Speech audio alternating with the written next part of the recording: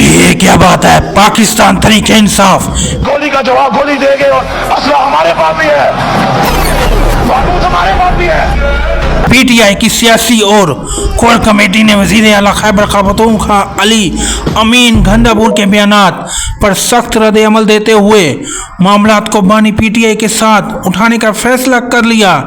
ज़राए के मुताबिक मज़ीर-ए-कारीन ने व्हाट्सएप ग्रुप में मौफीफ कर दिया। अली अमीन गंडापुर गैर जिम्मेदाराना बयान दे रहे हैं।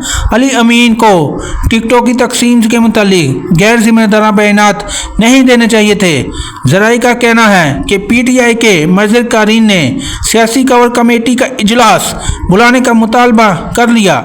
सियासी कोर कमेटी इजलास में अली अमीन गंडापुर के बयानात पर अरकान मुशावरत करेंगे।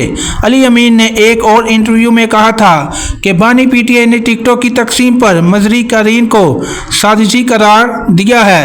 ये कहना था अली अमीन गंडापुर। वज़ीर आला के केपी अमीन गंडापुर को पार्टी ओहदे से हटाने की अंदरूनी कहानी जो सामने